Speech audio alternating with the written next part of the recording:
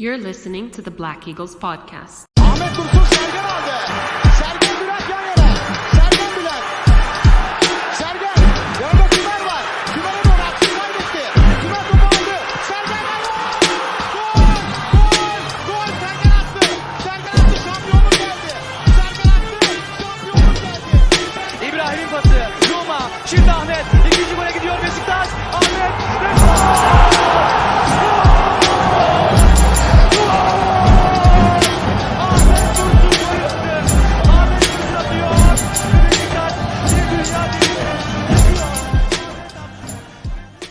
Hello Black Eagles, welcome back to the Black Eagles podcast. My name is Kaan and I am joined once again by the one, the only, Sinan Schwarting.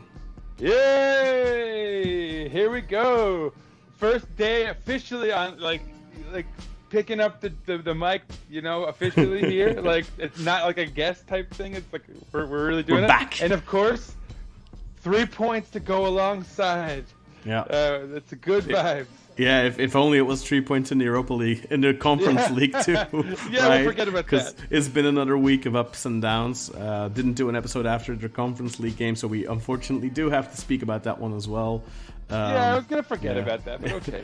three games in now, Sinan, we're left with 1 point from, ironically, the hardest game in the group stage, which was away at Brugge, where we stole a point. Then we somehow managed to fumble a 2-0 victory at home against Lugano. And then now the other difficult away game in Bodø Glimt in the north of Norway. 3-1 defeat. And the one goal we scored wasn't even one scored by us, it was an own goal. What did you think of the performance in the far north? I mean, it was... Honestly, it was terrible, right? On the one hand, very clearly they were the better side. They were more effective. We had more of the ball, as you would have expected. I mean, that's also in part because we were behind for much of the match. And I actually I forgot who it was in our group chat that mentioned this, and I actually wholeheartedly agreed with it, and I noticed it myself. I do feel that there was a distinct advantage for Bodø Glimt vis-a-vis their pitch. And it being artificial AstroTurf. Yeah. You could see the way the ball sounds like glided. something everyone would say. Maybe it was Evron, but I actually think it might have been one of the twins. Anyway, but you could see the way that the ball glided on the pitch. And initially it was like, okay, we're kind of doing okay, and you assume that we might play on one of these in like one of our training pitches or an indoor one. Like it can't be that foreign, right? Football is football. Mm-hmm. But then you start to realize that like those little subtle advantages that you notice in the beginning, as fatigue set in, as like the match starts to wear on players a little bit, and you realize that this is something that Bodø is completely comfortable with, right? This is their everyday. This is what they play. I mean, I'm guessing it's like a weather thing, right? Being up in the north. Yeah, of course. And so I'm sure most of the teams in Norway play on a similar pitch, and so it strikes me that like that is actually a distinct advantage for them, and it's also worth noting that their season's almost over, right? They're at their late season form right now in Norway, so they had a number of advantages going into this that you would have probably overlooked going into it, and then afterwards, 2020 hindsight and all that. It is definitely an advantage in Belgium, and in the Netherlands you have a couple of teams that have AstroTurf pitches as well, especially in the Netherlands, and that is always seen as a home side advantage versus teams that don't really have that. But still, it's not an excuse, of course. And I think mainly for us, like defensively, the performance just looked very poor. Because, in terms of going forward, we didn't do enough, but I didn't have the feeling like in Brugge where we were just being outclassed for 90 minutes. I didn't have that feeling here. I just felt like we were defending very poorly and they were able to cut through us really easily. And it's kind of felt like a recurring team this season where on paper we have a good defensive line, and of course there were some players missing in this game as well. Rosier was suspended. Bailly was still injured. Bailly was injured. Yeah, exactly. And then we had, Amarte was out, but I think, to be honest, that was probably okay. yeah, Right? Like, given we his all would've performance taken him against out after the Galatasaray, it previous probably one. wasn't a bad thing. But yeah, we've looked poor defensively, but I don't want to blame it all on that four-man back line because it's a collective failure, really. Well, and Onur Bulut was especially useless. I noticed against Bodø Glimt. yeah. Defensively, Like he was he's actually really a little not bit that good. better on the weekend, right? He was Yeah. a little, or you know, Yeah. whatever. But if Monday. you'll see like against Gaziantep, like he played more as a winger than he did as a defender. Like whenever he has to defend, it's just it's a yeah, disaster. yeah, it's just No, not that's good. his clear deficiency. And like, Yeah. I remember early in the year, I thought, oh, he's playing we were playing him as a wing, remember, or bring him off the bench Yeah. sometimes. Yeah. And I thought, well, he's better suited to that. But then he clearly doesn't bring enough there. I mean, He you still reminds feel like me- you're losing a lot, right? Reminds Like, me a little bit of Janner, where defensively he's really poor, but his offensive contributions are decent until you put him further up the pitch, because then you notice that he can't actually not actually that dribble good. past anyone. He's Yeah, good and his when cross he isn't precise enough to be like. he doesn't have the legitimate that he can doesn't be- have the Janner cross, but he has a decent cross in him. But I think it's another one of those things where if he's coming from further down the pitch, like offensively, and he's not getting double marked, he's doing okay. But as soon as you put him as the winger, and you expect a bit more, then it's just not like he's a decent backup. But whenever you have to rely, like we shouldn't be relying on him to start in as many games as he has started in, and that has cost us this season whenever he started at right back instead of Masuaku on the left. He's just clearly a weaker link in the team, and that's through no fault of his own, obviously. No, I mean he's just who he is. Like he's a good utility guy off the bench, and like that's how he needs to be utilized. He should never be relied upon. But so I mean, let's quickly so going back to Bodø Glimt, our starting lineup was Abu up front with Rashica and Gezal on the wings. Oxlade, or Ox, we'll call him, Amir Hadzimetovic, and Onana in the midfield. That was an interesting move. And then the back line in Europe was Masuaku, Kali, Necip, and Onur, with Mert Günok in the goal. Mert so we didn't were hoping- look great either, I thought, on the goals. No, he did not. And, he did not look good.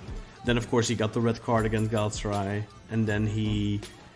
What was the game before that he played? Where I also thought he... Oh, well, no, that wasn't Lugano. Which one was it? Like, I felt like Mert recently hasn't looked good either. Maybe it's just, Adana Demir. Yeah, right. And of course he was injured there. Of course, like he went into that game injured, but like he cost us that game. Yeah, very much so. And that's not on him. That's on Gunesh for putting him in.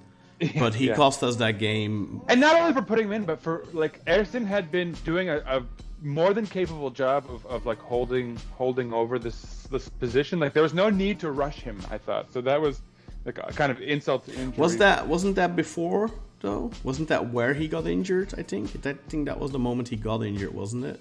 And then afterwards, I feel like Burak is the one that rushed him back, rather than. Are you sure? Are you right? Is that Might correct? be, maybe that's right. Might be confusing it. I'm not 100% sure. All of these poor performances are blending together at this No, you're point. right. You're totally right. Yeah, I did. I just mashed. Like 2 chunks of the season. Yeah. You're right. So I think Burak is the one who kind of made the mistake by rushing Mert back, and Ersin, who's been good, like against Gaziantep the other day, in the first 20-25 minutes or so, when Gaziantep actually created some opportunities, like Ersin kept us in the game. It wasn't like he made any world-class saves, but he was there when he needed to be, and I felt like Ersin's looked better than he was looking before Mert took over. Yeah, well, and actually I thought if we're going to move over to the second match against Gaziantep, Ersin and Bailly together were very effective in cutting out counters, with Ersin coming forward, Bailly coming back with like intent. I hadn't seen us that comfortable on the counter in a long time, and even still, early on in the match, Gaziantep was kind of coming at us a little Yeah. bit, and that wasn't they on the were. counter. That was just like the run of play, and I was kind of, I was going to say underwhelmed, but I think that's underplaying. I was kind of frightened, honestly, that we were going to like have another terrible match. But we pulled it together kind of maybe 35 minutes into the match, and we really took it to them for the rest of it, I would say. Like, minus a few moments here and there. But I just, like, here's a thought exercise, Kaan. And I want you to help me with this. This is teamwork we're going to need here. In the last 3 years, how many central defenders have we brought in? Can we make a little list? Oh dear. Last 3 years. Oh god. Let's do this. So we've got our current Oh, pair, right? dear. Kali, Bayi, Amarte. Those are all part of the group. Yeah. I guess. Tayyip Talha, right? He's Yeah. one. Does Wellington count? Because we got him in 2020, right? So I think so. Wellington, I guess.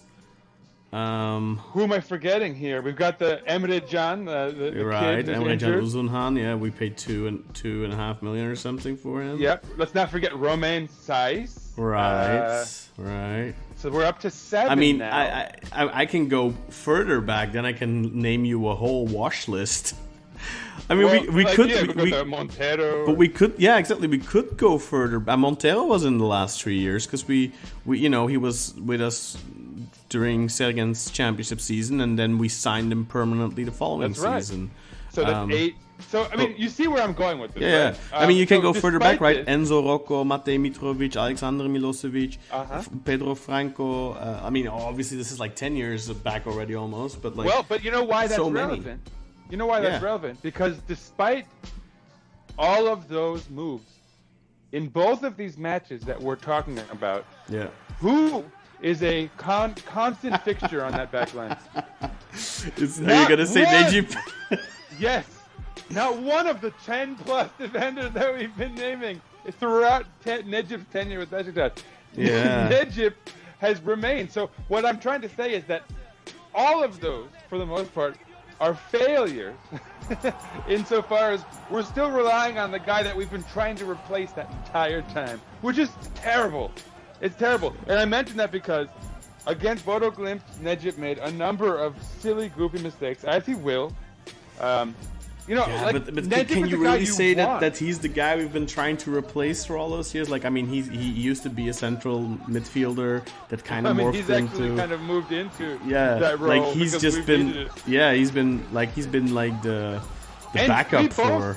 It's Plastic, so right? important to note that both of us said that he should have played in the Galatasaray match. So we're not Yeah. like there's moments where you need what he is, Yeah. you know, at his core, and it's those derby matches. Yeah, it's I the think big he's. match. I think he's usually best. Like other than that one game where, do you remember with Hugo Almeida that finished 3-3 in Kadikoy, where Almeida scored twice and then Necip came on as a sub and took like 2 yellow cards in 5 minutes. And Yeah, then, yeah, do you yeah. remember that Thank one? you. So like other than that derby, I think like Necip has largely been good in derbies, even sometimes great, because I mean, that's he the. plays for the badge, right? In a Because way he's that you focused. can't expect of anyone else. He's very focused in those games most of the time, and whereas I feel like in any other match, he strikes me sometimes as like just not 100% focused, and he'll make goofy mistakes, brain farts, as Well, you will. and so yeah. and the reason this is going to come full circle. So like back to the Gaziantep match, I was watching the highlights, and you know when you're watching the game live, you're Yeah. caught up in all the narratives and the group chat and the chatter and all that. But so watching the highlights again, I noticed that first of all, against a better side, and specifically a better side that does not feature Gaziantep's striker Riascos, Yeah. they would likely have scored 1 or 2 goals. Yeah, Against we us. probably We wouldn't made have. a number of key errors on the back, and almost every single one of them featured Necip, including, I don't know if you recall, but what actually, and it ended up having a positive impact. I think we woke up in the second half. We'd kind of taken the match from them for much of the game since the first 20 minutes, and then they started to push again and pull these little moves. At first, like a counter that we cut out, and another one, and then they were starting to come back at us. And right before we scored our first goal, they had a shot that was blocked by their own man. Do you recall? And it should have been a goal, and then they had another chance to save off the line. I can't say I do. I'm sorry. Well, so they almost had a goal, and that I think kind of spurred a reaction from us, and we scored.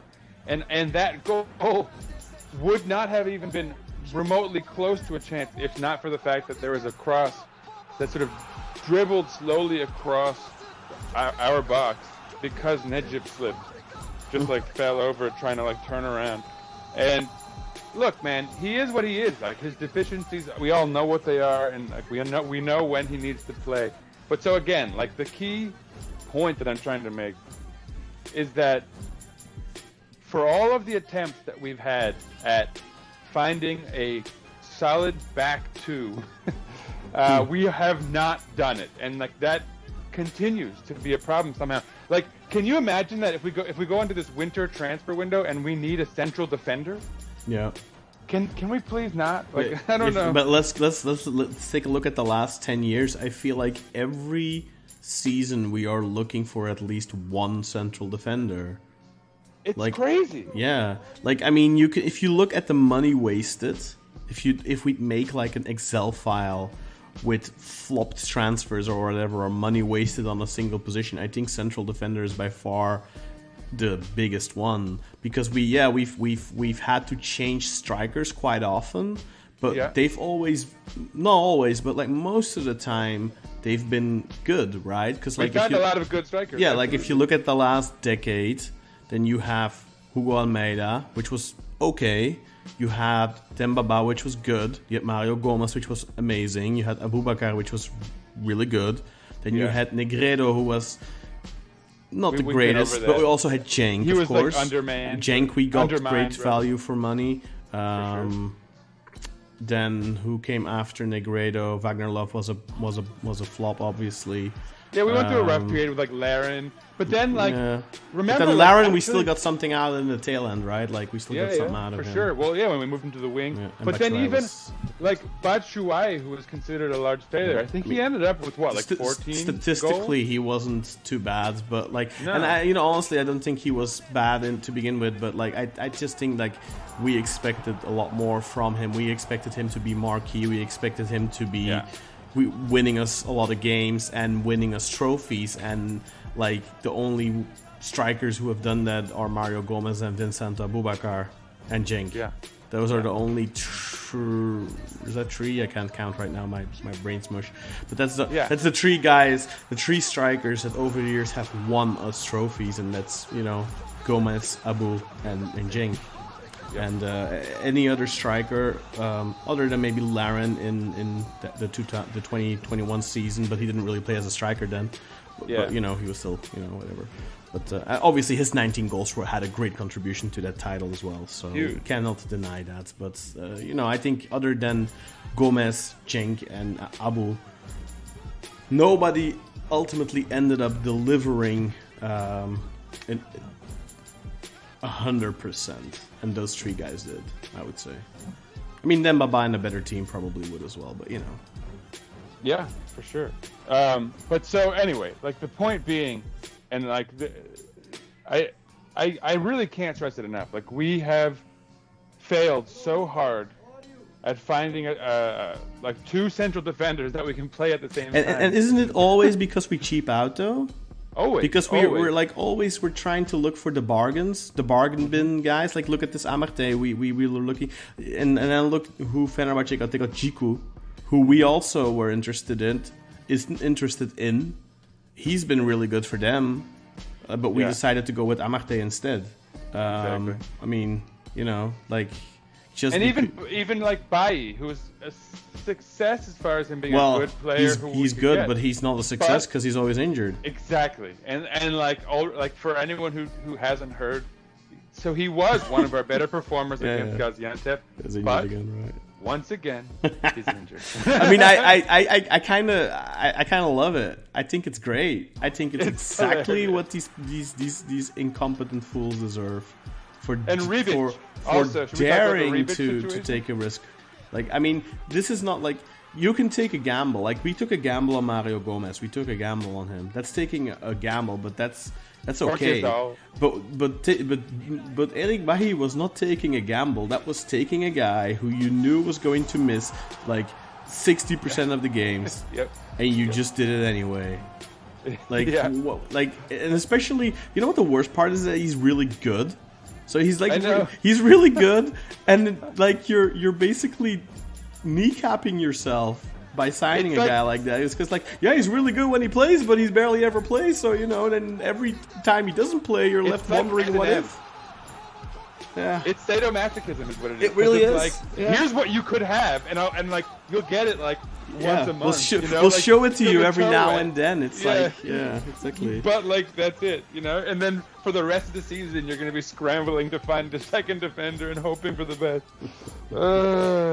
God, it's so annoying. But anyway, so to wrap up, let's wrap up the sort of Bodø Glimt conversation real quick. Bad game.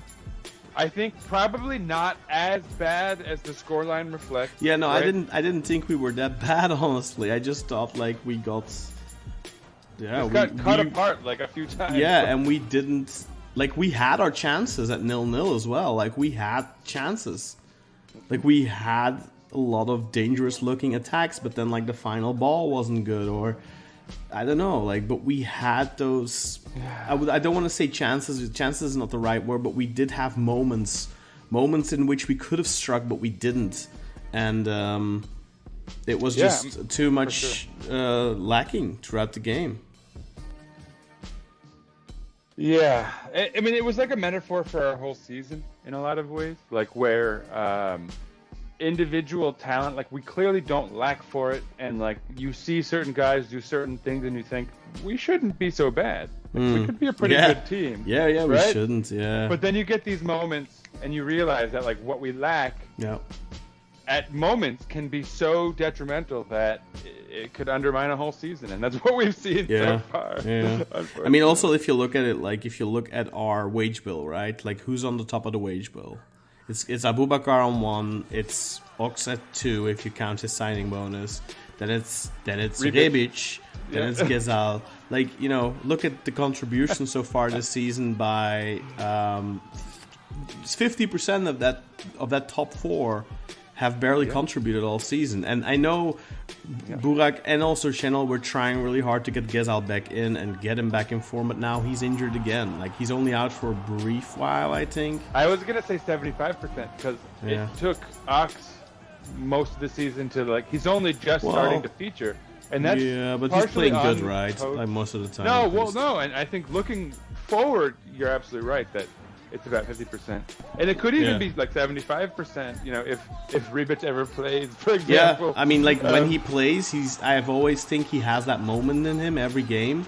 But then, when you look, like, just before the Gaziantep game, the news came out that Rebic was told to leave the training because he wasn't putting enough effort in, and then Burak had a conversation with him after, and then put him in the matchday squad. So I guess resolved, but then we had the injury then we had the injury to Gezal, right? Like, after 20 minutes or so against Antep. 21 minutes. 21 minutes. And then he gets taken off, and Burak puts in 18-year-old Jakub Arda instead.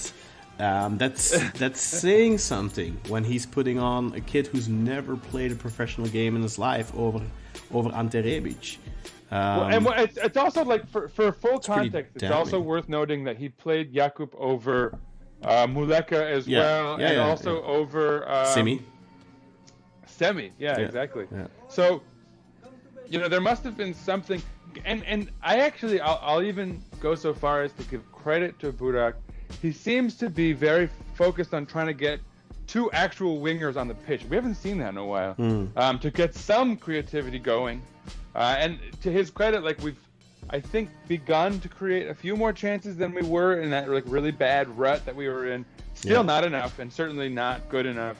And, like, I think some of this is on Burak for sure. But I don't want to be too harsh on him. I think he's been trying. I think he's been trying things. I think he's been. And he's shown. This is what I was going to say. He's shown the ability to actually properly diagnose when guys need to not play, like they've had a bad performance. And I think the most recent example is Amir. Yeah. Hadziometovic. Yeah, being and he taken out for the responded well Gaziantep coming match. off the bench, and sometimes He you did. need to. I mean, obviously he got unlucky and got sent off with a double yellow, Bad which luck. was a little harsh. But Yeah. that's something I was lacking from Channel. It's like we were playing bad, but like every game, like the usual suspects were in that lineup. You know, he wasn't making any changes, or he was making some changes, but like he was Like the wrong one. wrong changes, and he wasn't actually trying other players. Like he wasn't really trying. Like with Burak against Bodø, he tried Onana. You know, he wanted to see what Onana had to offer, And he then- wasn't bad, to Onana's credit. Like, Yeah. not as bad as we all would have I expected. didn't think he given all was the- either, but then I don't know what Burak thought, because then you would have expected off. him to Yeah. play him against Antep, right? And he didn't. But yeah, like, and obviously a lot of the changes that Burak has made have also been forced due to injury. So you can't. I want to give him some credit, but you can't give him like all the credit, I guess, because how much of those things would he have really done if he wasn't forced to? That's a question, of course, but. Sure. I don't know. I don't was want going to say, like, the one defense of not playing Onana again is that he had Salih Uçan back healthy, and Jedson, like, He did, and Jetson wasn't fully back to his pre-injury form, but you could see there were a couple of those moments already where he chases someone down, wins the ball, and you know that those typical Jetson recoveries that we have sorely been missing during his injury. And that's one of the I think one of the biggest reasons that we've had such a steep drop off in quality is Jetson not being there. I think that genuinely has been one of the biggest reasons, other than the fact that obviously there were locker room issues between Channel and a part of the dressing room. But that's gone now, you would expect. But unfortunately now against Antep, Burak had to deal with a whole slew of injuries, and then also Rosier being out with a fever, and I think Abubakar as well. So the two BFFs there probably partied together or something and got corona or something. I don't know. But they were out, and then obviously other players were out too. Like Masuaku was out again. And like we have to be honest, like Masuaku's been off and on with an injury all season. And last season we heavily criticized the club for wanting to get rid of Masuaku, because he was one of our best players last season. But then this season we're seeing. Yeah, I was really. You know what really bugged me is that Masuaku got injured, and then he hadn't played a single game since that injury, and he went to the national team and he played and came back injured again. That really bugged me. I really think if players are injured going into the international break, then they should not be going away. Not even if they are fit, because they haven't played, they haven't been eased back in. So to me, that really bugs me. And a national team coach like lacks that context to really know the extent of like, okay, I need, like, if I'm going to play this guy for the sake of his health, I should only maybe play him a little bit. It was a really important game, we have to say, for Congo, because it was the make or break game. But still, like, it's tough. It's a tough balance. It is. But yeah, I mean, I guess the silver lining there. I mean, and let's do this. Let's talk a little bit for a moment about some positives. And I think actually there are a few again in this Gaziantep match. And one of them is actually the guy who replaced Masuaku at left back. Our boy, Bakhtiar Zaynutdinov. Yeah. He had by far his best match. The guy who I've been defending for the last X amount of months against all the haters who just decide to throw him in with all the other signings that haven't worked out this season and have cost money. And if we would have not bought this guy, we could have bought Szymanski, or we could have given Tadic more money, or we could have done this, or we could have done that. Like, Bakhtiar Zaynutdinov for me is a good transfer, no matter what. I don't think that the transfer fee was too high. I don't think his wage is too high. I think he's a good transfer, and I think in this game, this is one of the first ones he's really shown us what he's got to offer. Because I mean, I still think that, and I know a lot of people agree with me on this, that he is too good to be playing where he's playing right now. Like, we're wasting him at left back. Not to say that a left back can't be really good, but that is clearly not what his strength is. He is an offensive midfielder, and you can see I it in didn't, everything and he it's funny. does. We were splitting hairs on this in the last episode slightly, but anyone who saw the Gaziantep match, I think, would have to agree now. Like he had 2 shots that were just like absolute That scissor rippers kick, man. on goal. Oh, I hate the Gaziantep goalkeeper for daring to save that. Like, if that goes in, oh my god, the stadium would explode. That would have been a Puskas nominee, man. That would have been. I was gonna say, you would have seen like UEFA.com their Twitter account featuring that one. That would have been an insane goal. Insane. It would have been one of the best ones I've seen. Oh yeah. No, that was a moment. And he had like another one, not very long. Yeah. Not like in the second half. Like not long. Yeah. Also later. a really What good am I shot, saying? and again a good save by the goalkeeper. But both of those shots were like really, like, those weren't like lucky shots. You could tell those are shots made by a guy who knows how to shoot. Like that's like, if you put him in a more advanced role in midfield where he gets into those types of shooting positions more often, like it's the same as Ox. Ox is also a really good shooter. Like, he's going to score a couple of bangers each season if you put him in that type of a position. And the thing, I've said this a couple of times now in our group chats, I really think Zaynutdinov is a victim of his own versatility because of how versatile he is. He can bail you out on so many different positions, and he can put in an okay job at left back, at right back, at central defender, whatever. He can do it.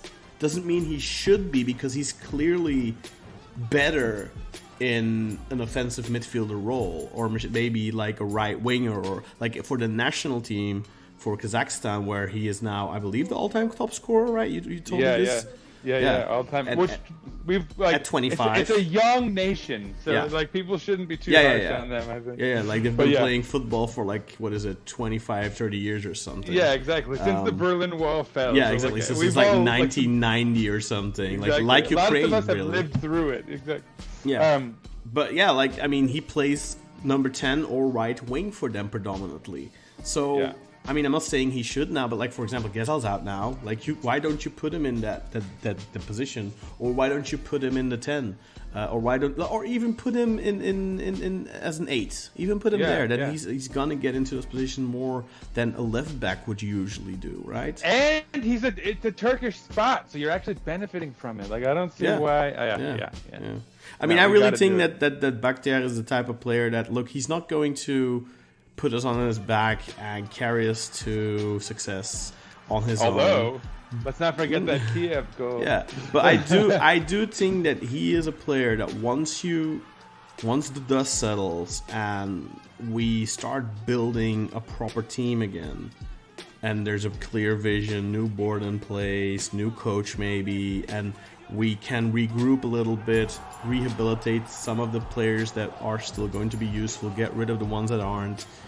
I think Bakhtiar is going to be one of the players that's going to stand out in the team. Like, I think, like, if you look at Fenerbahce right now, right, we were having this conversation a couple of weeks ago where the twins were like, oh, Szymanski, look at this, like, he's like Talisca, blah, blah, blah. And I'm like, no, he's not. He really isn't. He is just benefiting tremendously from having a great collective. And the same thing can be said of Irfan Cankaveci. Irfan Cankaveci, they bought him like, 3 years ago for 10 million? He hasn't done a thing in 3 years. Now suddenly he starts performing, and that's because it's all clicking. In every single position, it's clicking. And players like Szymanski, I'm not saying Szymanski isn't a very good player, mind you. He definitely is. I don't think he's Talisca. I don't think he's that level of a talent.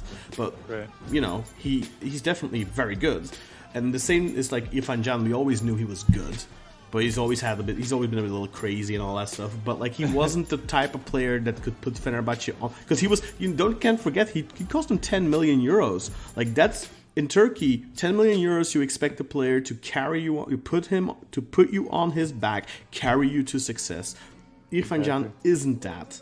But he is a very good player in a good collective. And I think Bakhtiar is the same. I think in a good collective, he could be a really good player.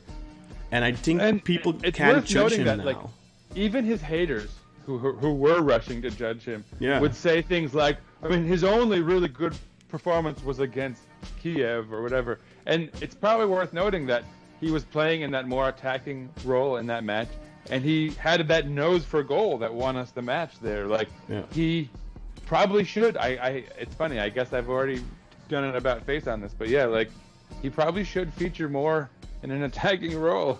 It's fairly clear. I mean, I'm already happy he's featuring, and I'm already happy the fact that even though we suck most of the games now, he never stands out as bad, I think. Yeah. He's always like, I haven't had a bad impression of him at all. He's always been a little bit of a bright spot. In this game, he was by far, I think, the brightest spot. But even in past games, he's always been like, okay, you know, there's something there. You can tell. And he isn't like the rest of, or at least a large portion of the team getting dragged down by circumstances. He's playing his game and putting in a decent performance. And I don't have the impression that he's been impacted too badly. But like, for example, Evran said that maybe he doesn't have the confidence to really impose himself yet, and I think that's very true. I don't have the impression that he is low on confidence at all. I think he's very confident in his own ability, but I think he is very much still in that in that early phase of, this is a new club. I don't want to ruffle any feathers. I don't want to be the guy that demands to take the free kicks and stuff like that. I'm just gonna... And like, it's his first sort of big move in his career. Like, it's the biggest club he's been on. It's like, I mean, CSKA Moscow is obviously a big club in Russia as well. We have to of course, but you know, like, given like the recent situation and how they're banned from Europe, and you know, like, things have deteriorated a little bit there. And so I think for him, it's a big move up.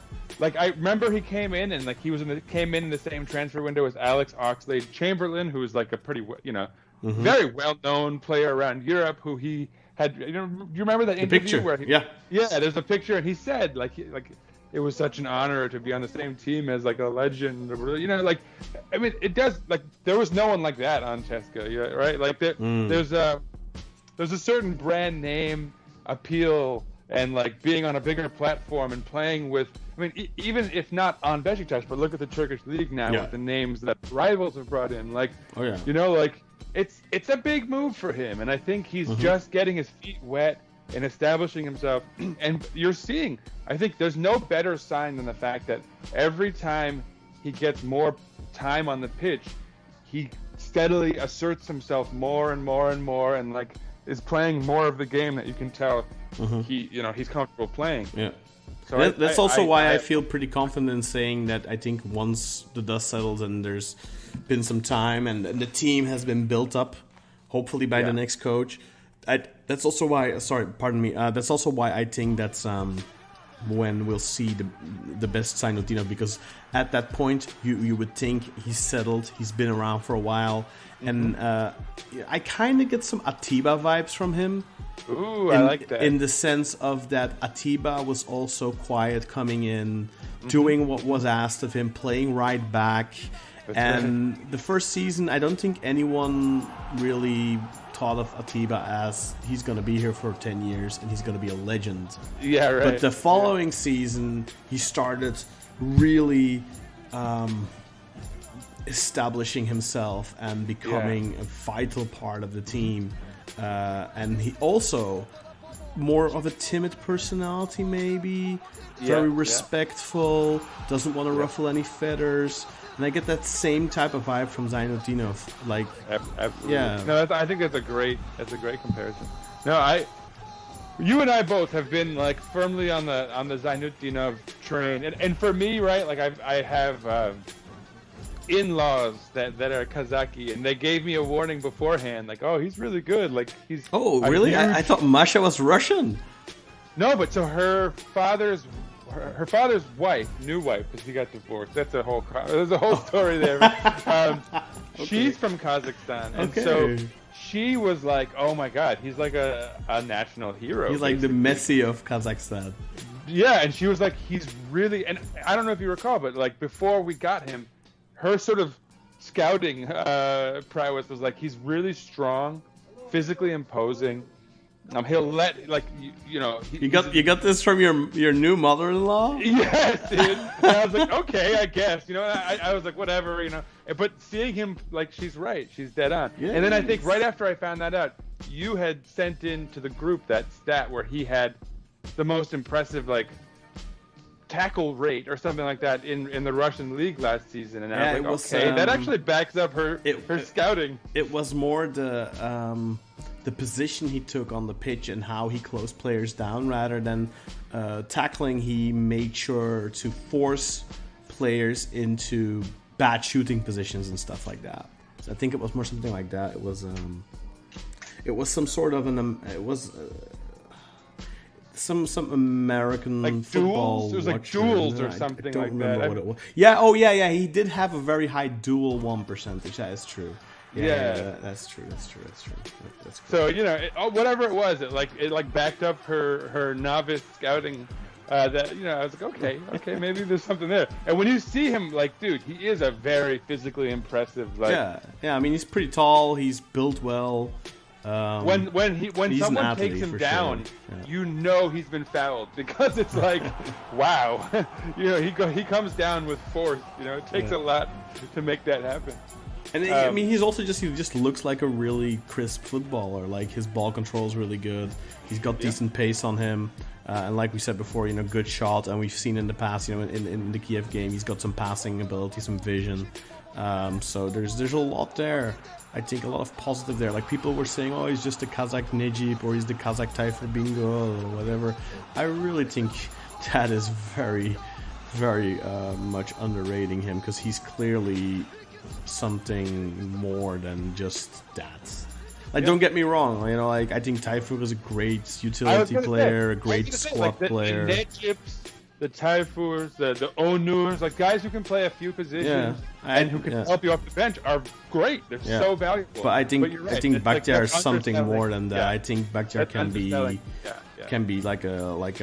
like a pillar of the team. I think he can grow into that. Like, obviously, right now, I think it's very difficult for any new player to grow into that right now, because it's just, you know, I mean, you could say, it's a okay, period of instability. like, if you look at like Bailly, you could say, oh well, you know, if he'd actually be fit and play every game, you would definitely be able to see him as a pillar. But obviously, you know, but even like, being a pillar of a house that's on the verge of collapse is not.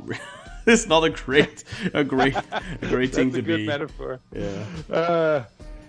No, and like, all right, let's wrap this thing up with that thought. Like, what?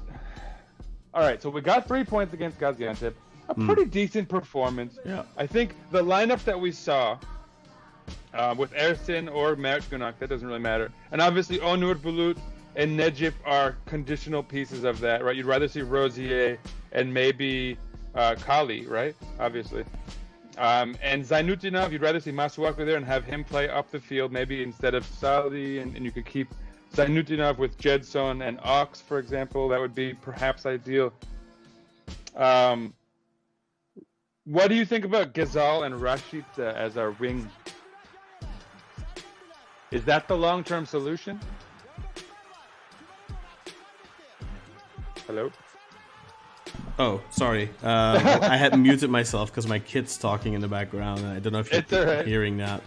Let's wrap this thing up quickly. Like, is that like, what are we fixing? Like, what needs to be fixed going forward? Obviously, we need a more stable pairing on that back line. Yeah. But like, besides that, I mean, we have to see how Tayyip Talha comes back from his injury. Yeah. I mean, obviously, the question is, when is the new board going to come into place? Are they going to be into place at the start, going into the new transfer window already? Are they going to have had time to appoint a sporting director, to appoint a new coach, to make some moves? What do we need? What do we need? Like, yeah. Look at the lineup seriously for a moment. Like, okay.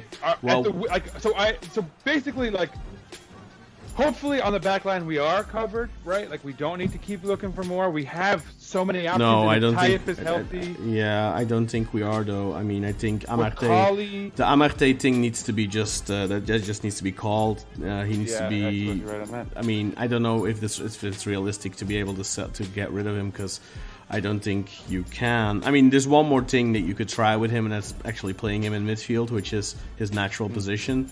Yeah, that's something you could try with him, see how that goes. Because I mean, besides that though, because like I feel like we've talked so much about the central defender thing, and like whether or not we have the solution in house, clearly we have yet to see it. And then like maybe I guess hopefully for me, that like Tayyip is healthy and is good. But when then he comes back. then you're counting again on a player that's just had a really bad injury and how. Oh, that's what I mean. Like that's always gonna be a gamble.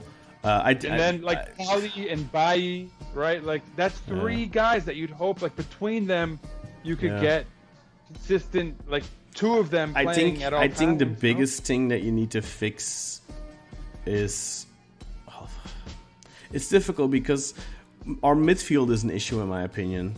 I think. Well, which part of it? I would see like I had gotten to the wing. Well, right now the only two midfielders, not counting Zainotinov, who I'm not counting as a midfielder yet. The only two midfielders to me that are up to what our ambitions are Getson and Ox. Salih isn't, Amir isn't, Onana we haven't seen enough of. So I think Amir is somebody that you really need to have a serious look at. And Salih, the only reason he plays as much as he does is because he's Turkish, let's be honest. I mean, he played a good game against Gaziantep and he plays the occasional good game, and he's far from a bad player. He's a very good squad depth player. But I feel like we've already resolved that, dude. Play Zainotinov in the midfield. Well, you can't say that you've resolved it before you've actually tried the experiment. Because, well, yeah, sure, yeah. Right, well, I just mean, okay, like, give it a but that's the move that I think we would prefer to see. Yeah. But so, I mean, the point that what I'm trying to build to is that the only real deficiency left is at the wing, and like, Ghazal doesn't seem like even when he's playing, he's like tentative. Like I think he's lost something from all the injury. I mean, but he's been out for almost a year, right? Like he's had like a long injury. Bad injury. Not bad, not necessarily recurring. bad, but like nagging, recurring injuries. And it's I get what they're trying to do with him, like rehabilitate him, get him back to his former form.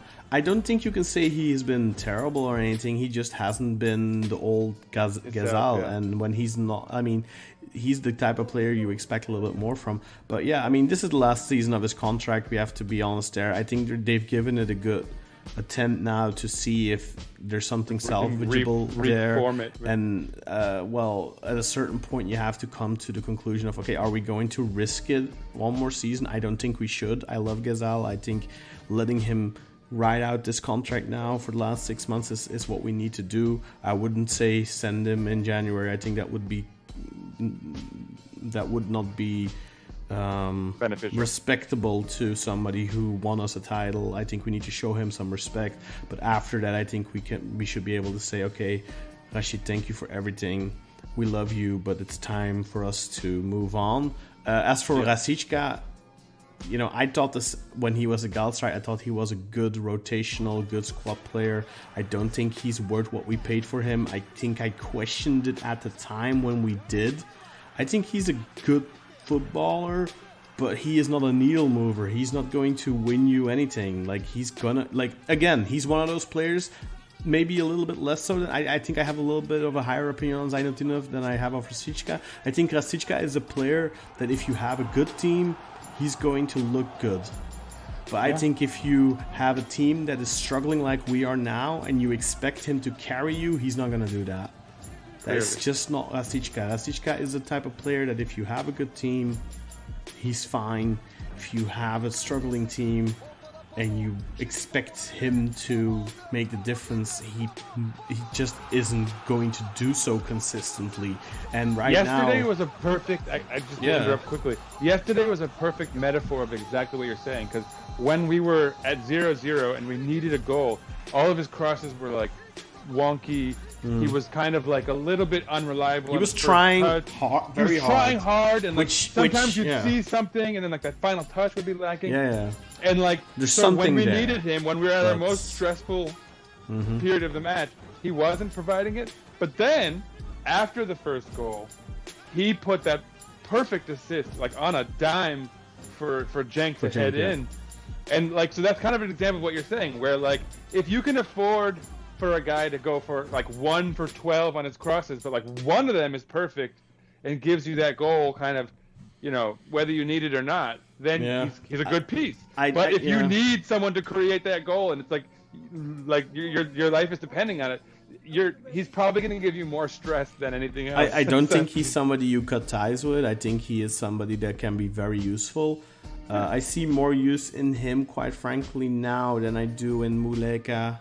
Even though, you know, I'm a fan of Muleka, I think Muleka can have a very good career, but I just don't think at Beşiktaş, I think it's not been working. I don't think he's a good enough football player to make that work. If it makes sense, right? Like, he's not like technically sound enough. I think Rashica is more technically refined. He's going to fit better into the football we want to play. I think Rashica, for example, with Sergen, which is a rumor, I could see some. I'd like to see that. I think Rashica could be a good second best winger. Like, if you have another winger on the other side, who you can rely on much more, like look, Rashica is a better footballer than Kyle Larin is. For sure. Yeah. Don't know if he's a better goal scorer. I doubt that, but you know. Probably not, yeah. But I think, you know, when we look at our transfer window, Ante Rebic is somebody you'd expect a lot of, and so far we have gotten very little return on investment. I still want to see Rebic and Rashica on the pitch at the same time. I want to see Rebic, Abubakar, and Rashica, for example. I want to see that as well. And I think Rebic is going to get one more chance now. And that's when whoever becomes the president appoints his new coach. And there's going to be a conversation. Well, no, you know, and I'm not going to write off the potential for Burak, of all people. Because, you know, remember, Burak was himself considered a bit of a troublemaker and a loose cannon. And then he kind of found himself. So I feel like he could play a role in revitalizing Rebic. Like, they could still come to terms. I haven't written off the possibility of that. Okay. Like, I just want to put that out. He has I guess he has two more chances. One is now under Burak, to show Burak, okay, give me a chance. I'll put in the work. You give me a chance, and I'll repay you for the confidence you put in me. That is one. And then he has one more chance after that. Is whoever is the new coach comes in.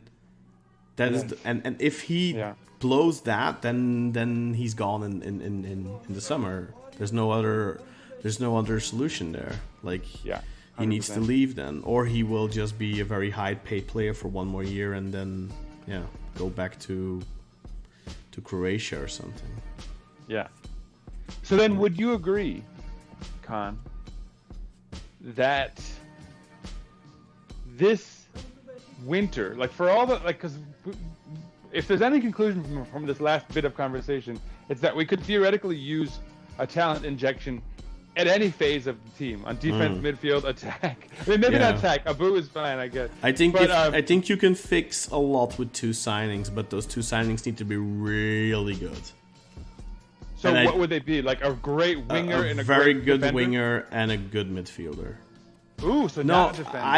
I think if you fix the midfield, you fix a lot of the problems with the defense as well. Especially the back of the midfield, because a lot of our worst performances. If you put a beast in Amir's, because look, you have Ox, who's basically the 10. Whether you think he's a good enough 10 or not, he's basically the 10. Then you also have Zainudinov, who can play in that type of role. If you put a really good player in Amir's position that can bully the opposition, can win you the midfield basically on his own, together with Getson. Well, he's never going to be on his own because he has Jetson.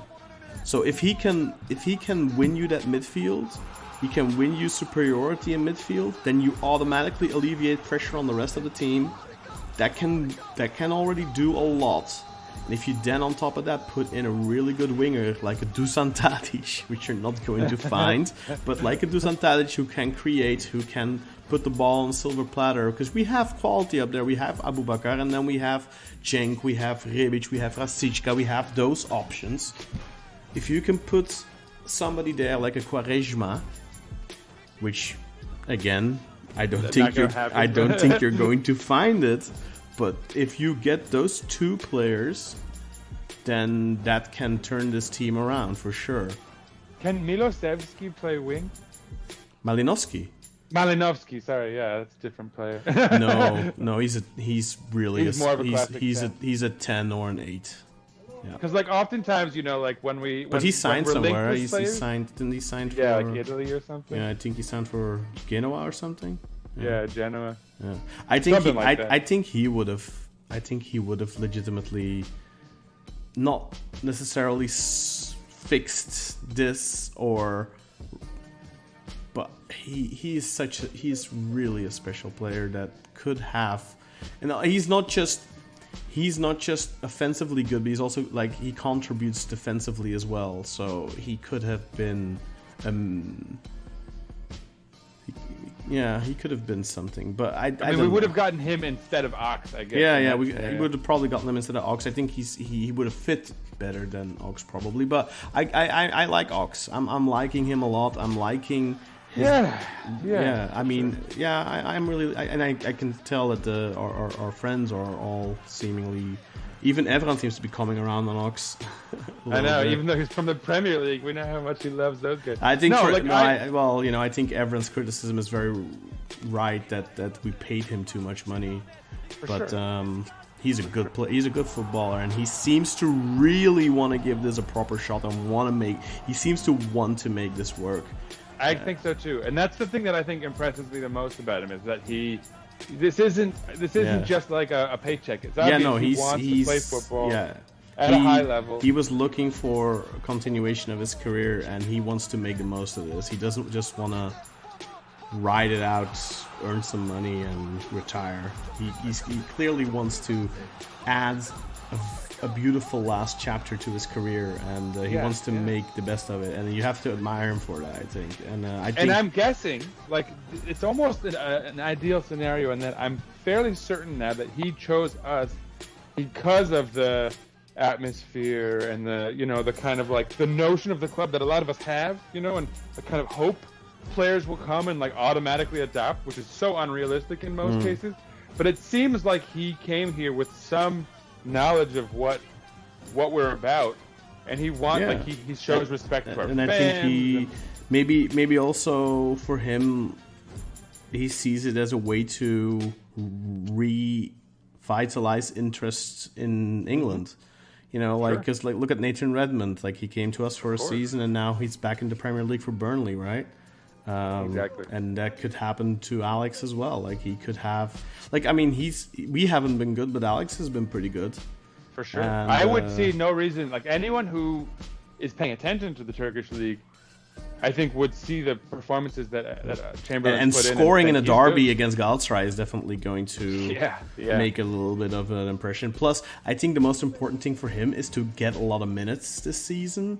If he can get like 2,000, 2,500 minutes this season, that's also going to show to potential suitors that he isn't chronically injured and that he can he just needed some time to get back at full stamina, but he can do it. Like that's also. And already, I mean, and granted, like in fact, let me just do this publicly, knock on wood, but we can see the difference between the type of like quote-unquote chronically injured player that he is versus an actually chronically injured player vis-a-vis Bailly. Unfortunately. There's a very clear difference.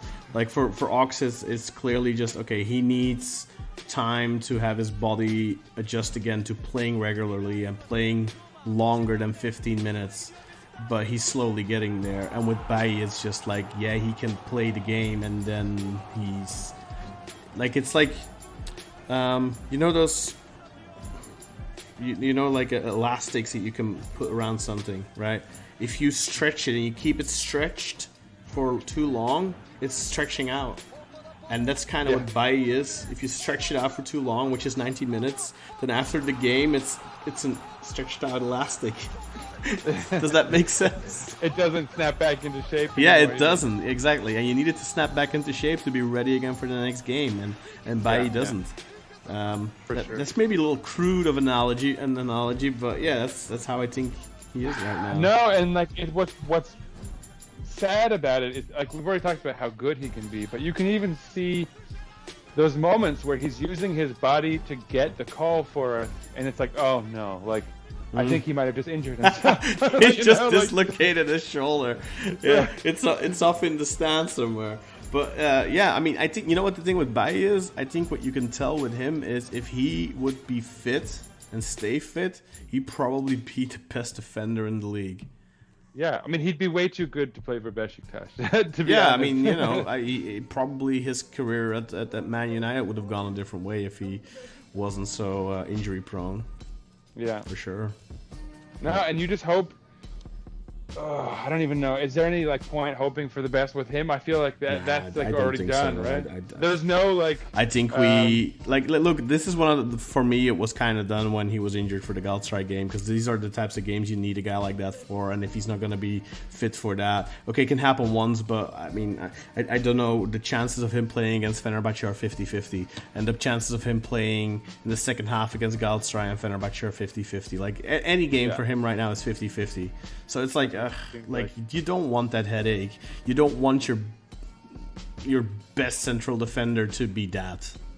Exactly. You don't want that, because it's just, you can't build on that. You know, like, even because like, if so great, he's your best central defender and you can count on that. But a great duo needs that sort of fluency playing together, right? It needs chemistry. So the second best one. Who actually, like, the second best in the tandem is the one who probably will rely on the better player more often and everything too. So it's like even more deleterious, or like it's not helpful. Yeah, it's really not helpful for it. Yeah. I have a last question for you though, Sinan, unless you have anything more to add about the game. No, I think we're good. Let's hear it. What did you think of the 100th year anniversary for the Turkish Republic's shirts? What did you think of them? So, okay, my one hot take that I'll add to the conversation is that, and I don't know how much of a hot take it is, but I love our red jersey with the black shorts. I love that look. Yeah, me too. I love that color combo. Yeah, especially this red. This is a really good red. Like, we've had some reds. Like, I don't know if you remember this season we won. No, the season with Dembaba. We had a red shirt that season. I think it was too. I thought it was too bright. Yeah, it's very bright. Yeah. It's sort of like the one, our championship run under Sergen, also a much brighter. Oh no, red. I love that one. I love that one a lot. I thought that was perfect. That red was perfect. But then you had not as like orangey. The orangey one we had when Laic, when we had Laic. What season was that? That was the Kagawa season, I think. Yeah. And we had an orangey red one. I didn't like. It looked good in certain lighting, but then like it was a little too orange. I really liked the red one from the Sergen season, and I really like the red one from this season. This season's red is just. There's not a lot going on. It's very simplistic, but I like that in football shirts. Like, just good color combination and not too much. But what do you think of this specific one? Because the logo is adjusted, the Turkish badge is enlarged over the Beşiktaş logo. I mean, I don't know if I like it, quite honestly. Well, and so like let me go big picture. I have not found a single Cumhuriyet shirt that I've liked. First of all, like, actually, I'll even go so far as to say that like the Gaziantep version, where I think it was just their shirt but with like a nice little logo in the middle. I prefer that over what anyone else. Like, I think Fener's looks like trash. Oh yeah, the Fener one looks like something you buy on the side of the street for 10 lira. Exactly, it looks like a replica, like in one of those little tunnels in Istanbul. Yeah, it's horrible. But I like just want to put this into context. I do really like their home shirt this season. like their actual home shirt with the white sleeves. It really reminds me of their shirts from the, well, obviously that's what it harkens back to, but like they have this Adidas shirt in the 90s that was like that with white sleeves. I think that looks really nice. I'm not so fond of it. It doesn't matter. Yeah, Anyway, I know not a lot topic, of people are, but I like their shirt this season. So It just for me looks more like a basketball shirt because it looks like there's an undershirt under. Anyway, it doesn't matter. Okay. It- Like a point being- baseball shirt, maybe even like a. There you go. Yeah. But so yeah, like in the greater context, I actually feel like ours is like the least bad compared to our rivals.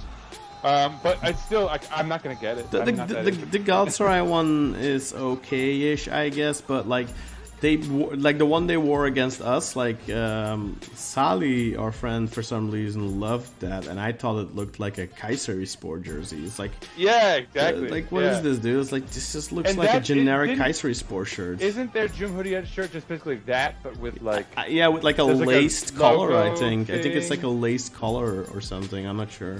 And their logo thing, unlike Gaziantep, was like way more extravagant. And then there's something like maybe coming out of the Maybe stripe I or don't something. know. I didn't pay 100% attention There's, to it. there's like too much going on. Like I don't like any of them. I like that we went for the more subtle like, and look, I'll tell you what. There's actually like it's kind of a cool like we're the one club who's allowed to have the flag in our badge, so that we like highlight that and like make it kind of take over. Like that's sort of cool.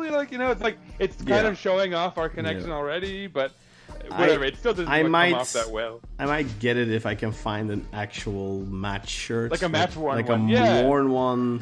Well, from that would be cool too. From a 'cause player like a I like. one-time- Yeah, maybe like a one-time thing too. Yeah, that maybe I might get it. Dude, get the Zainuti now because that was a hell of a game. Exactly. If I could get that, I probably get it. I'm not gonna buy it from the store though, because I have a confession. Like I haven't bought a store jersey in 5 years maybe. Like because you're only getting match one. I'm only getting match shirts anymore. I'm not buying. I still buy merch from the store. I still buy like trainers and I still buy pants and stuff like that. But I haven't bought a jersey since I think the Kagawa season. I think that's the last time I bought a jersey for myself to actually wear. Because obviously the match shirts, I'm not gonna put them on though. Like I'd have to stretch them out. You don't want to. I don't have those player sizes, unfortunately. You could probably pull it off, but I can't. I don't know. My beer belly is expanding. No, I still have the whole buy 3 shirts a year thing, and I get all the shirts. I just get them all match worn. I know. Yeah. I got 2 really nice ones this season already. But like it's funny for me, because I'm coaching my daughter's like little league team now, like 9-year-olds, and all of my gear is Beşiktaş. Like I have That's cool. trainers that are Beşiktaş, and I have like sweatshirts that are Beşiktaş, and so all the like I remember hearing one dude under his breath, and he was like the brother of one of our players. And he was like, "Man, this guy really loves Beşiktaş." And on the one hand, I was like, "Ha! He knows who Beşiktaş is." Like, mission accomplished, Yeah, exactly. I go out a lot in Beşiktaş trainers, and I'm always just wondering, like, is anyone ever gonna walk up to me like, "Oh, Beşiktaş"? I've actually had it a couple of times with a kid. It happened to me a ton here in New York. Like the fruit stand guys are always like, "See ya," and I'm like, "Yeah." I've had it with a kid, and he's like, "Galatasaray is better." And I'm like, I'm just like, get out of here. I just give him a disgusted look, like, ugh, you disgusting little thing. Little twerp, like, you know nothing. Yeah, I'm just thinking, better at fixing the league. Yeah, exactly. No, but yeah. No, I mean, I actually, a little brag mode. I actually got some really nice shirts this season. I got the Abubakar one from Brugge, and I got the Abubakar one from the Lugano game. Not that the Lugano game is what you want to remember, but at least he scored twice. It was a good game for him. Yeah, it was. And I've got a ridiculous amount of Quaresma shirts. But I always hold out for the European ones because I want the player name on the top, and because the European shirts are they're a little bit more unique, because they don't. Yeah, have they have this, the badge and everything. They usually have they're lacking the bad back sponsor, which isn't always bad. Like when it's big, it's fine, but when it's like Arca or whatever it was a couple of years ago, they're bright. Yeah, or neon green. you remember the time when we had Ulker on our back? I thought that looked so bad. And then I really like it when it's just a European shirt, when you've got some nice patches on the sleeves as well. And Sure. That's You got to get an Ox jersey this year. We'll see. I got the Della shirt last season, and it's like, probably wish I didn't. And I got like 3 Wickhoff shirts, which now I'm like, I mean, I still like him, but it's like he kind of left us halfway there, didn't he?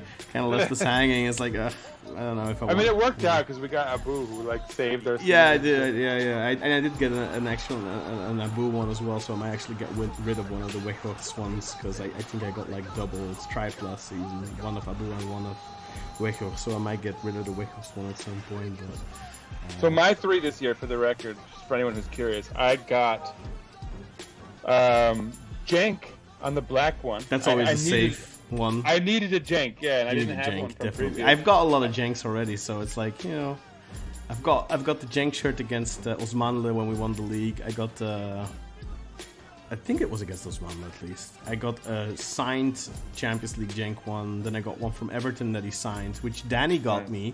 Danny Pierce. Oh yeah. One of our He didn't get me listeners. one of those. There was like talk of it. But He got me one. And then I actually found one on eBay once for like £5, like an Everton shirt from Cenk. So I decided to just buy it. I was like, wow, people, £5. that was like post after the whole thing. I was like, wow, this is not a Why match not? one or anything, but I like Cenk, so Of course. Yeah. I got Cenk in black. I got an Abu on the white one because I wanted like an Abu 10. That's sort of a monument. Yeah. And then my red one has Masuaku because I was like, I'll do one as like last season's MVP award goes to you know what I mean, like it's like an acknowledgement of his performance the year before. So. When I was getting the 2021 shirts, I didn't get an Abu one because that was like when he snaked us kind of. I was like, I was too pissed. I was like, I'm not gonna get one. I just got I got Rosia's shirt from the cup final, and then I think I got Gezal's as well, but I'm not sure. I have a Gezal. It all blurs together because you have so many. Because I have legitimately I have some bags I haven't opened yet, like from shirts that got sent to me, and that I just haven't opened them yet. Actually, I went through some of my shirts 2 weeks ago. I got like 3 buckets, like plastic tubs full of shirts here next to my desk that I'm gonna list on eBay in the next couple of weeks. Just because I have so many doubles. Like I've got like this gazillion Dembaba shirts from that one season because I really was into Dembaba. I was like, oh, let's get. Dude, he was awesome. He was, but like I have like 2 Europa League long sleeve white shirts of Dembaba. Like I don't need 2. One's fine, right? So I'm gonna sell one off. Then I have some, I've got a Simao shirt from the 11-12 season Europa League as well that I'm gonna get rid of because I've got the same shirt but then from Quaresma, and obviously it's still a great shirt. Don't get me wrong, because Simao didn't do that great for us, but he was still a very interesting player. Nice name to have on your shirt, and European shirts are always great to have. So I hope I can make somebody happy with that one, and that they can make me happy with whatever they're willing to pay for it. I got some gems in here, really, but like I think a lot of people will be happy to add to their collection. But I've just gotten better versions of that shirt already. Like I've got so many doubles, but just with different names, or like I've got like a league version, and then I got a European version, and I'm like, keep the European one, I'll sell the league one, stuff like that, So I've got 3 tubs full here that I have to get around to take pictures of and then list. Well, I mean, I made a video of him. I think you might have seen it because I remember. Yeah, you could. I think like if I were you, I would like. Now that you've got a house, like create like one of those fancy Beşiktaş like rooms, not rooms, like closets. You know what I mean? I'm planning on getting a couple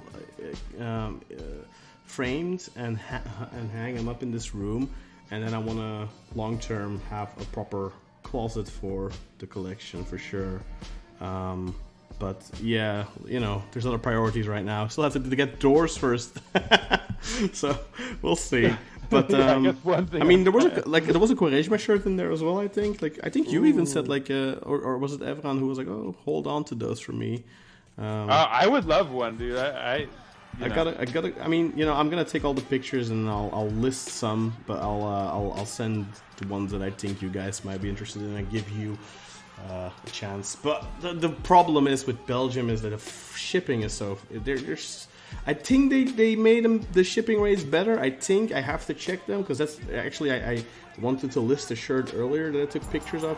You remember when they tore down Inonu and were starting to build the Vodafone Park? They had a commemorative Inonu shirt, like it's like just a striped shirt, but if you turn it inside out, it has like these pictures of the Inonu Stadium, and I have two of those. And so I decided to sell one off. Plus, they're size L, and I don't fit in an L. So it's like, I'll just sell one. Like, I don't know. I'll show you. I'll send you the pictures. Maybe you're interested in it. I don't know. If you that sounds pretty awesome, to be honest. Yeah, it's really cool. But the biggest issue is that shipping from Belgium tends to be pretty expensive. It used to be like 16 euros 40 cents for like the neighboring countries, so like Netherlands, France, Germany, UK, which is fine. But then like any other country in Europe, 32 euros. US was also 32, and then any other country in the world, 64. Like, okay, who's gonna buy a football? Like, who in? That's the cost of the shirt. Like, yeah, exactly. Like it's like almost the cost of the shirt or whatever, or even more in some cases. And it's like, I think they adjusted their rates now, so I'm gonna have to check because I really hope that's so. like such an old school mentality. Because in this day and age, you're almost hurting local business, right? Because so much business is, for sure. revolves around. And I feel online. like I kind of feel dirty because like some people legitimately do this on eBay. Like they list items cheaper, but then they like scam you on the shipping because eBay takes a percentage on the sale price of the item, but it doesn't take a percentage on the shipping. So they just like try and make more money through the shipping. And that's not something I do. I just go with the actual rates. But when the rates are that freaking high, it's like, Can't really, it just makes me feel a little icky. Yeah, I hear that, man. Yeah. So I hope I'm gonna have to check, but hopefully they're lower now. I think I saw something like they started at like 10 euros, and 10's really nice. That's not bad, yeah. So, but it depends, I mean, I don't know what it is for like to the US or whatever, and realistically, where are you gonna ship Beşiktaş shirts to, right? Europe, US, Australia. That's probably Canada. Like those are probably the most logical destinations, or Turkey. Sure. But that's probably the most one. Yeah. But if you're a Turkish collector, you're probably far better off finding the shirts local in Turkey because you'll probably get them cheaper. That's true, especially like in your own currency. For sure. Yeah, definitely. That's probably the main deterrent now. So this turned into the Beşiktaş shirt conversation. Another long episode though for folks who need listening material. There's plenty to go on. No, it was great. Yeah. Great chat as always. It was. We'll be back soon, man. We have much of the season left to discuss, for better or worse. Yeah. We have another double coming up, right? Yeah. We're playing on Sunday and then Thursday again. We got Antalya coming up, and then we have the match of the last chance in Europe, right? Like, if we don't beat Bodø, because right now, like the table's looking like this: Brugge have 7 points, Bodø Glimt 4, Lugano 4. Because Brugge won in Switzerland 1-3. So right now we are bottom of the group with 1 point. If we beat Bodø next week, then we're on 4 points. Realistically, we could be tied with Lugano, and ironically, we could still be very much in the hunt. Exactly. Realistically, you expect Brugge to beat Lugano in Belgium. Yep. So then, if we beat Bodø, then we're all 3 at 4. So then it'll depend on can we beat them by 2 goals or more. Because if we beat them by 2 goals, we'll be level on head-to-head. Goal differential too. But if we beat them by 3, obviously if we beat them by 1, they'll have the head-to-head. But let's beat them to begin with. And then, of course, we have Brugge after that. At home, which is an At advantage. home, at least. And at least then the only finally away Lugano. match is Lugano, which is theoretically the weakest of the weakest link. Yeah, theoretically. But right now we are. Although, and dude, let's also put that game into perspective, where we were very firmly in control of it until we went down a man, which is no excuse. And hey, credit to Burak Yilmaz, by the way. We went down a man yesterday and didn't really collapse, right? We didn't play so weak and passively immediately. There was a much better response to going down a man. Definitely, yeah. And frankly, Gaziantep and Lugano are not that different talent-wise. Exactly. You'd shouldn't expect have been very different. Yeah, indeed. It really shouldn't have, but it is what it is, as they say. But so see you next week, folks, listeners. Back for Antalya and Bodø. See you next week for Antalya and Bodø, and hopefully with 6 points in the bag. That's right. Or I'd take a loss of points against Antalya for a win against Bodø at this point. I would. Yeah, I would trade that. I mean, I'd much rather see us it's worth noting that if we beat Antalya in the league, we could theoretically pass Adana Demirspor and get into third place. But the season is Adana still very Chivas, long. but on the road.